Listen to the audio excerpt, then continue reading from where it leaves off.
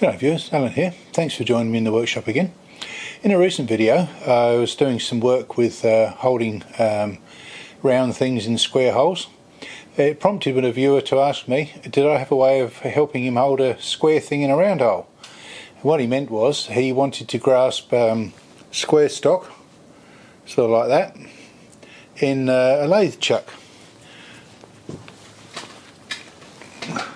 3-jaw version.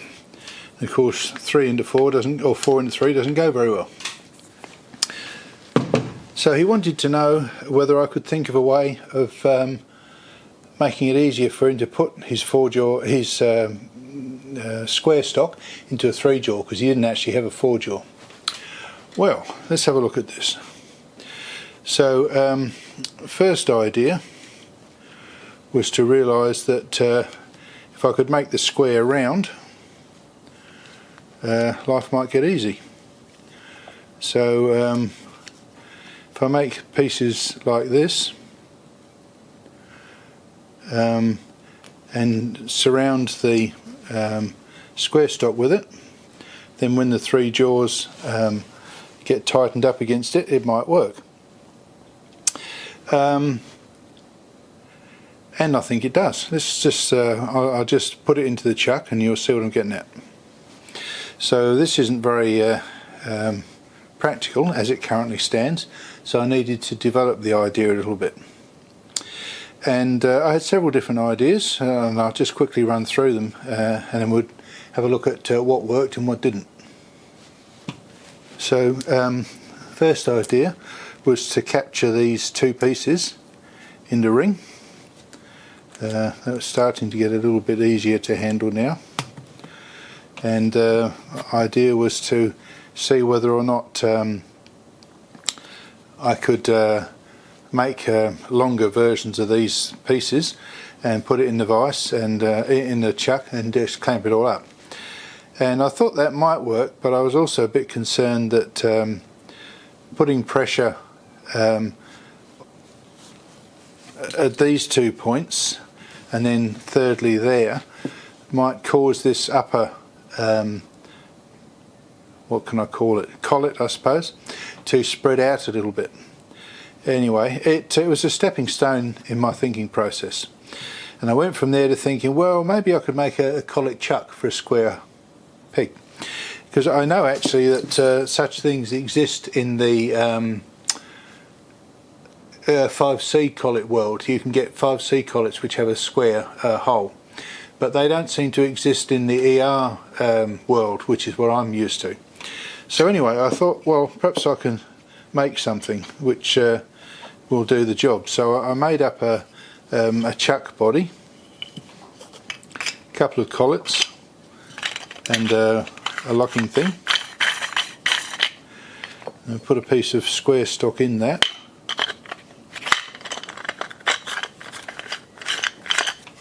And I think that's got a good chance of working for a maker steel version of that. So you can see on the back here, well, talking about a couple of the challenges. First challenge is to grip the stock firmly enough that it doesn't disappear into the chuck and fall out the back. So you need clamping force on that to stop that.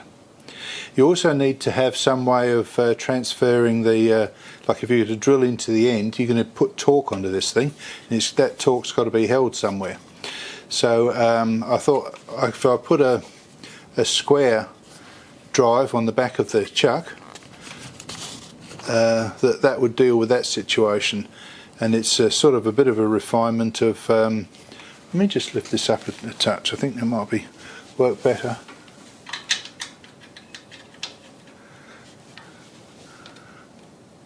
Might work better if I'm a little bit higher. Yes, so with a square drive on the back here, and this is a refinement of an idea I used in my collet chuck for holding bolt heads. And yeah, so I thought, well, that's got some promise, so I could make that in steel. The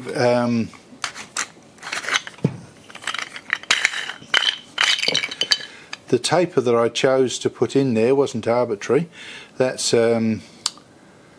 what is it called, a 724 taper, like from an NT 40 or whatever. And it's a good taper for this situation because it's not a true locking taper. It will centralise the piece that's in there but not jam onto it, so making it easy to release. But it does also mean, as I say, you need a feature on the chuck which will take the torque, and then this piece is only there for alignment.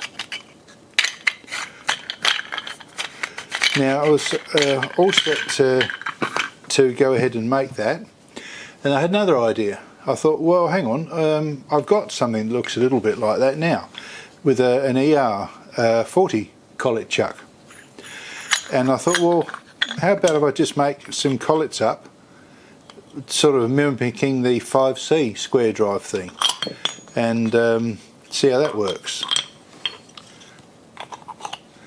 So we could put that in there. In there. And there's several advantages to this if it works.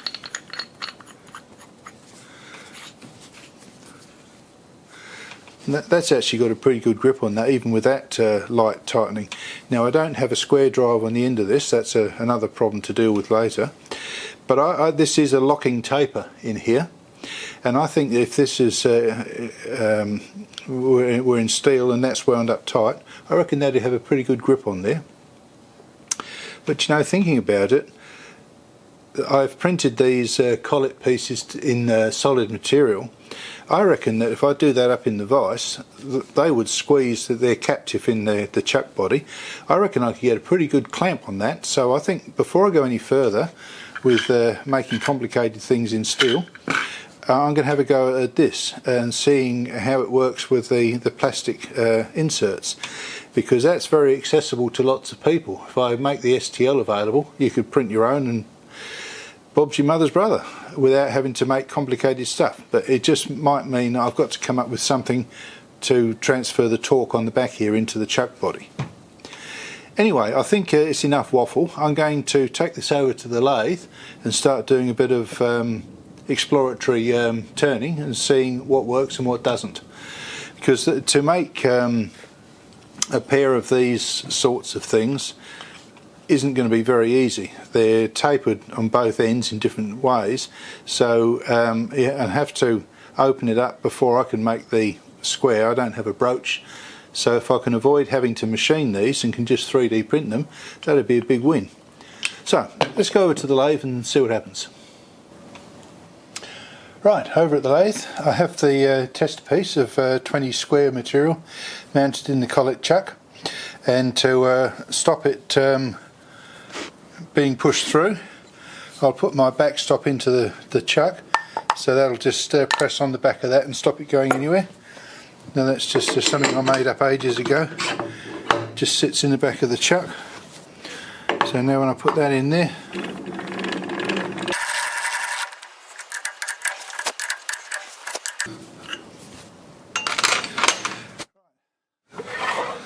so I'll be able to put cutting pressure on that face now without worrying about it disappearing into the back of the chuck. So I'll reposition the camera and give you a closer look at what's going on. So first up, we'll tighten this up in the chuck. Now, because these inserts, I printed them solid, I'm hoping I can really get quite a good grip on this thing. It's pretty tight.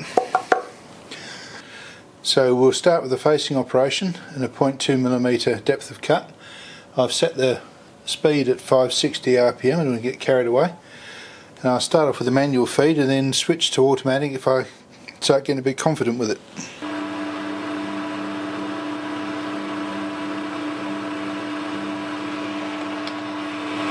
Seems to be going fine, so we're in auto feed now.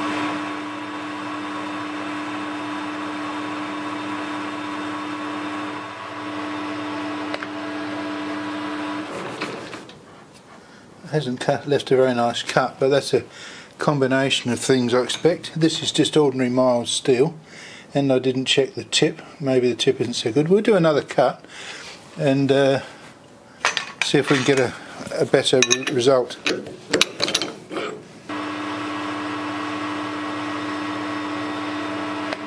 Again, it's not a stunning surface finish, but I think the issue is just this ordinary mild steel.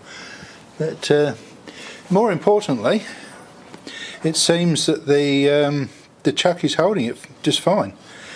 So what we might try now is feeding in a little bit, a turning operation to produce a round. I think I'll go back to that other cutter though, so I don't want to subject this guy to the intermittent load. Not trying for any particular dimension here, and I'll come in at a millimetre depth of cut and we'll see how that works. Sorry, at a millimetre off the diameter and see how that works.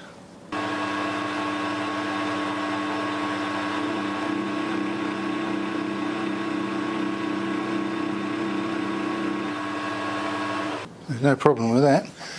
So this will be a bit more adventurous, and we take 2 millimetres off the diameter.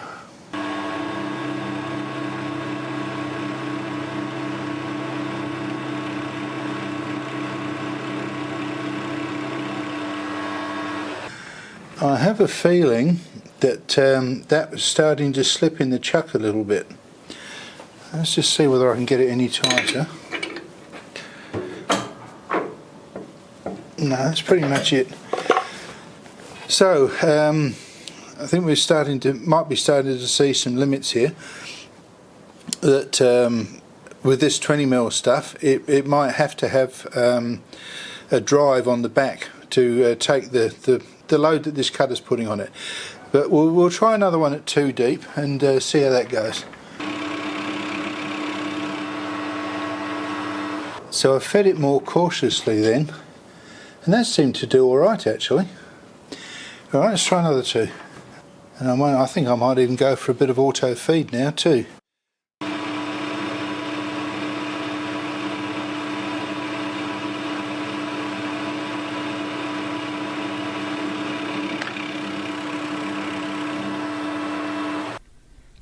Well, that worked out very well, and it's very encouraging. Alright, so I swapped the tools out. I've got my finishing cutter in now. When I had a look at this piece, I could see that there were 4 small flats. I don't know how well any of that will show up in this. Perhaps that one's easier to see, I'm not sure. So I'm thinking that I'll take another light cut, and hopefully it'll be enough to make all of those 4 flats disappear at roughly the same time, which will tell me that the piece is pretty close to centered in the holder.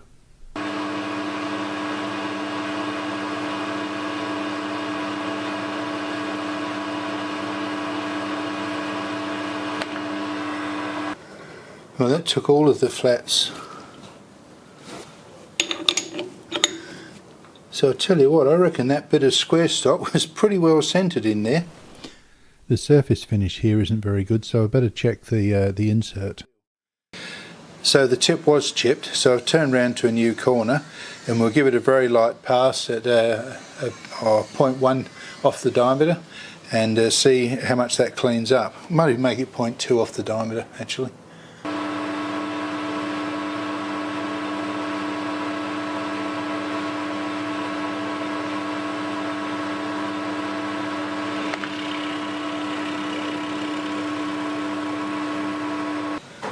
Well, that's a bit better, isn't it? So the issue was the chip on the corner, nothing to do with how I was holding the work. So that's actually very good. So back to the plan, I'll drill a hole in here and we'll see how well that resists the torque the drill puts on it. So for this test I'll use a stub drill just to give me a divot to start with, and then we'll put a 6mm drill in for 10mm and see how we go opening that out to 1/2 inch. Alright, I think we'll increase the speed to 800.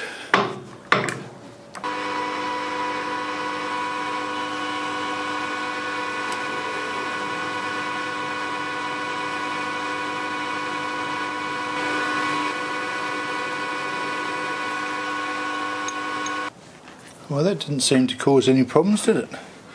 Let's back up and put the 1/2 inch drill in, which should be a more severe test. We'll slow him down. Oh, I don't know, 160 maybe.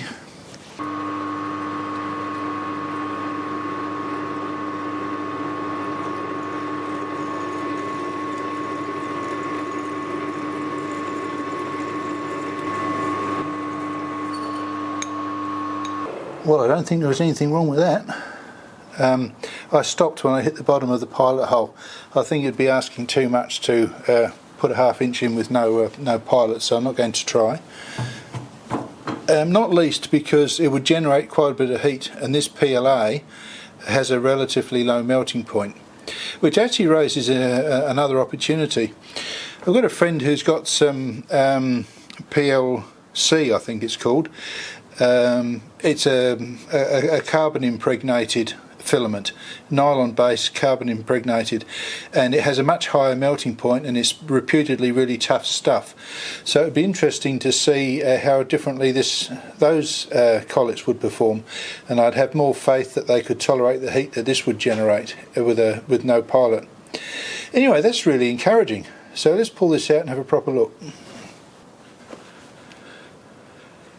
It's actually a bit warmer than I want to hold, so I'm not sure what that makes it. 50 degrees maybe. It would 50 if that's what it is. It'd be getting close to a danger point for the PLA, but that's pretty impressive, because there's nothing special about that setup at all. If you've got a 3D printer and PLA, you're going to be off and running. I think that's spectacular. Alright, well, I think I'll start thinking about how to get a square drive onto the back of this, just for security, because obviously we managed to do all this without it, but I think we might have been fairly close to the limit. So, to prevent the square stock from turning inside the collet, I'm going to make up a plate to bolt onto the back of the collet holder and screw fix it with 3 bolts or screws, and put a square hole through it, so that'll directly tie the rotation of this thing, or prevent it, against that screw pattern. So starting off here with the 3 holes, I'm using 4mm screws, so I'm going to put a 4mm hole through. So that's my 3-hole pattern. I've got to finish up with a 20mm square hole here. So I decided to use a 20mm annular cutter, because they leave really clean, nice clean holes correct to size. So let's just carry on here.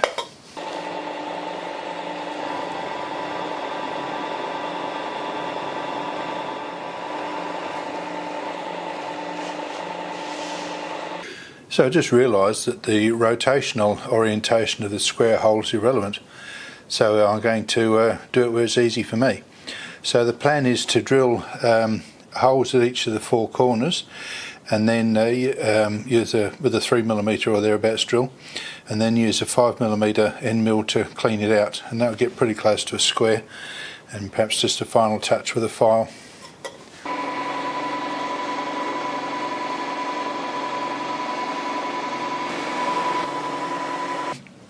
Well, I tried to mess it up by putting that hole in the wrong place, but I woke up in time. That one looks like it doesn't look quite right, but DRO is telling me it is right, so my eyes are being led astray by something. Anyway, that's the 4 corners cleared out, so now switch over to a 5mm end mill. I'm going to start in the middle of one side and go around all 4 sides at 0.5mm short of the final size, and see how that's looking. I don't know how well the video is going to work with this, because it's not very easy to see what's going on, but we'll give it a try.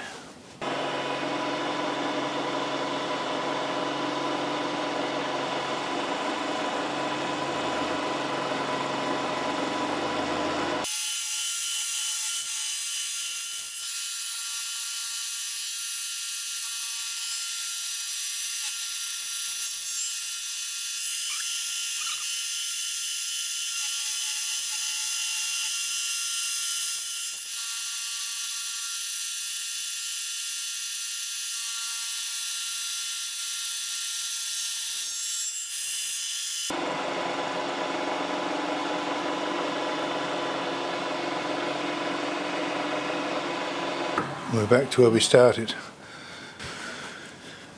Right, well, that's starting to look a bit like a square hole. Alright, well, we'll go around again now at, I guess at full depth.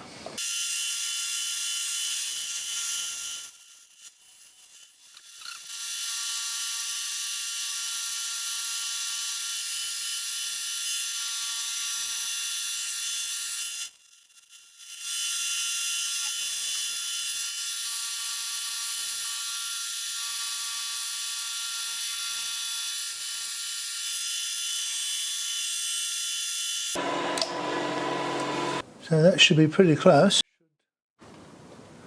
Yeah, that's pretty good that way. Pretty good that way. So I reckon once I've cleaned the corners out with the file, we'll be in business with that. Ah, that's a relief. Okay, so there's the square hole. Stock seems to fit in there quite nicely. I wouldn't want to have it any tighter than that because this stuff isn't machined. It's just got to go in and stop it from turning, and it'll do that nicely.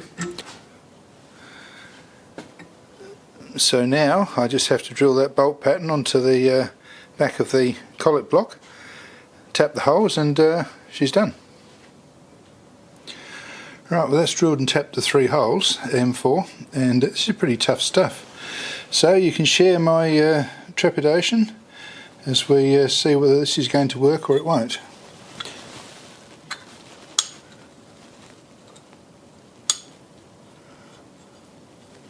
Well, that's 1 in a row.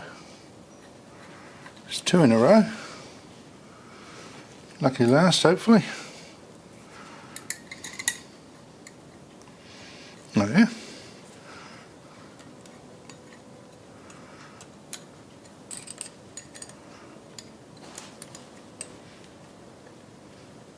Perfect. Alright, so now I've just got to trim this spare off and basically trim it to size to match the back of the chuck. I think cutting with a hacksaw is faster than a lot of people think too. I mean, obviously it isn't in the same place as a power saw, but this is 50 by 4, and I'll start a timer in the background here and we'll see how long it takes me.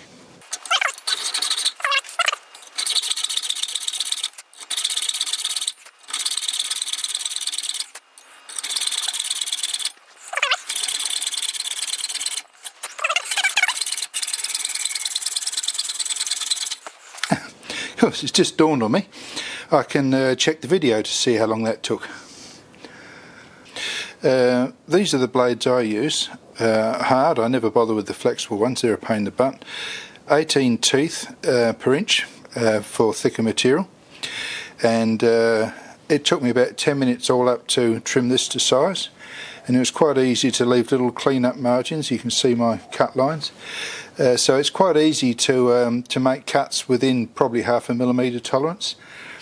Main thing is to have the blade, the hard blade, have it stretched tight in the frame and keep even pressure on the forward stroke when you're cutting, and take the pressure off on the return stroke when you bring it back. And yeah, I quite like hacksaws. I find it's one of those therapeutic things to sit there quietly hacksawing away. There must be something wrong with me, I suppose. Anyway, for what it's worth. Right, so I finished making that plate and cleaned it up, and it will fit on any which way around on any rotation, so that's good. And as you saw before, the the 20mm bar will go through that. Right, so I think you'll be able to see how this lot goes together now. We've got the square plate on the back, so that will come out through that hole.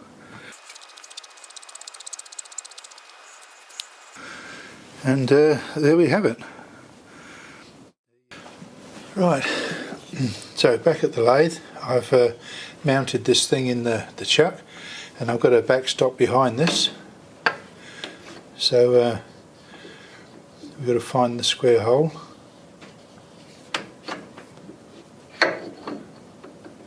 There it is. So I'll just tighten that up now.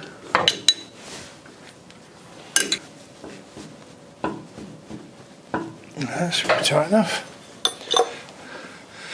So all I'm going to do for this test is try and bang a 1/2 inch drill in the end here.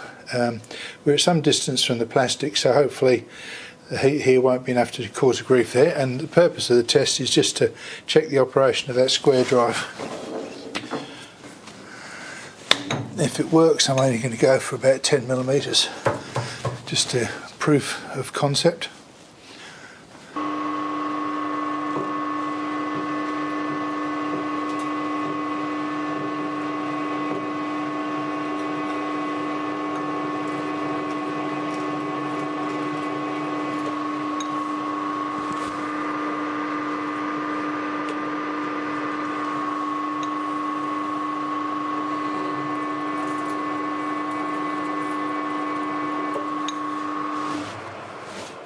That's working pretty well. I might kick the speed up one notch, just go a little bit further.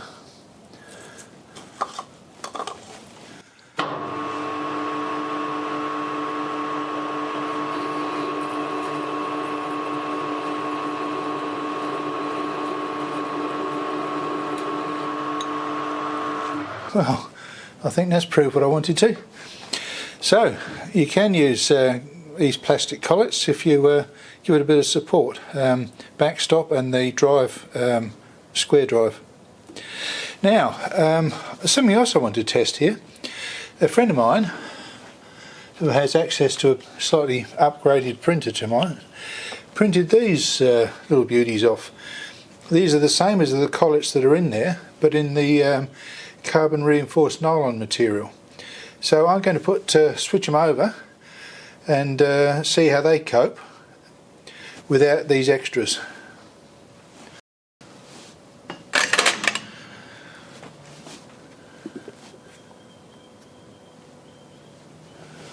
So I've taken the drive plate off the back of the chuck, so this will be depending, for this run at least, on the grip that the collets themselves get.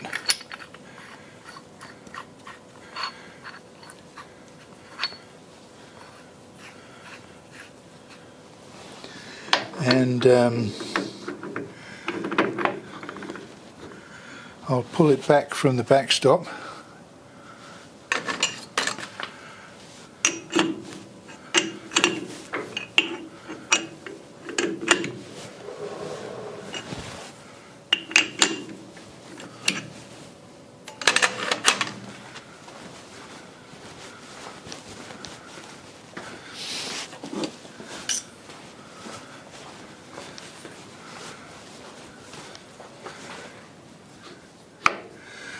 So on the backstop we have 46 sticking out, so let's get 50 sticking out, and we'll check afterwards. Pretty much as tight as I can. Alright, so these guys will sink or swim based on their grip. Okay, well, before I start, my guess is that this will actually work, that the collets will have enough grip on this to resist half inch going straight in. And I say that because I was able to do them up really tight, because this is a very tough material, and also it appears to have quite a high coefficient of friction compared to the PLA ones, which have got quite a smooth, slippery sort of surface. Anyway, let's see.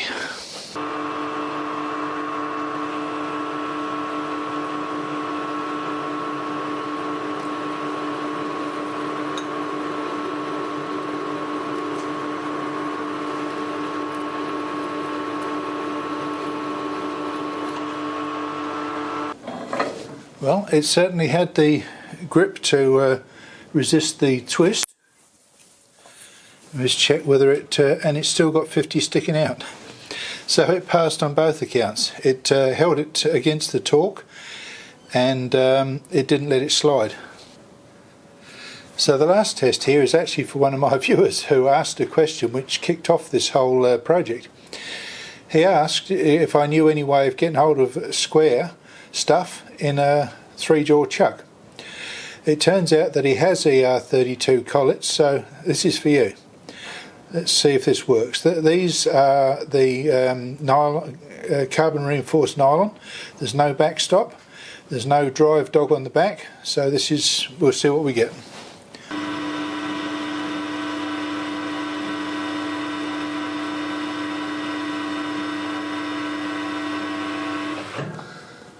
Well, that worked fine. I should just check how much is sticking out here, about 20. Okay, well, we got past that alright, but let's do a slightly heavier cut. Let's do a 0.5 depth of cut.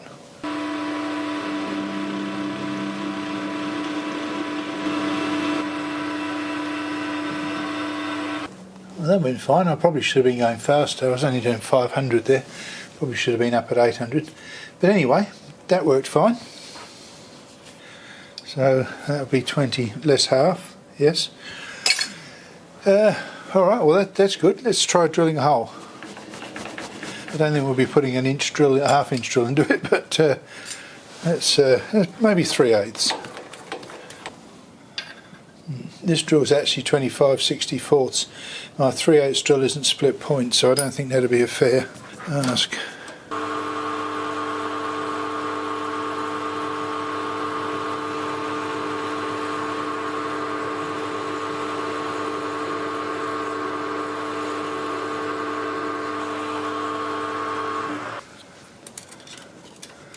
And that didn't push it in at all. So passed that test with flying colours. Well, I had a lot of fun doing that. It's a really interesting project. Many of my videos I do the intro last so that I can manage expectations for the video. But this one I deliberately did the intro first, not knowing how it's all going to turn out. So hopefully you felt you were on a voyage of discovery a bit with me, and we got what we got at the end. To summarise, I identified several options for grabbing hold of a square stock in a 3-jaw chuck. Making a complete chuck from scratch was definitely one, but I didn't see fit to do that. What I did instead was explore using ER collet chucks, and in a couple of different scenarios. The first was using PLA collets, and that worked out alright, but I needed to put a drive plate on the back of the chuck and also have a stock block at the behind to stop the stock disappearing through it. But within those restrictions it actually performed quite well, and I was able to do quite heavy turning on it. So, and being PLA, it's highly accessible. The other option, which really turned out to be potentially the winner, depends on your situation, is using carbon impregnated nylon for the filament. This is really tough stuff, and it got a very good grip on the stock, such that it didn't even need to have a backstop or a turning or a torque plate on the back of it. So this is a real winner because it's highly scalable. You can easily print these collets to suit any square stock you want to manage. So I think that's a really good possibility. Is it a production scenario? No. But if you're in a corner and you have the capability to print the collets, it gets you out of trouble. So it was a really interesting outcome. And yeah, so as I said, I really had fun making that video. So I hope you enjoyed it. In any case, thanks for watching, and I look forward to seeing you on the next one. Cheers.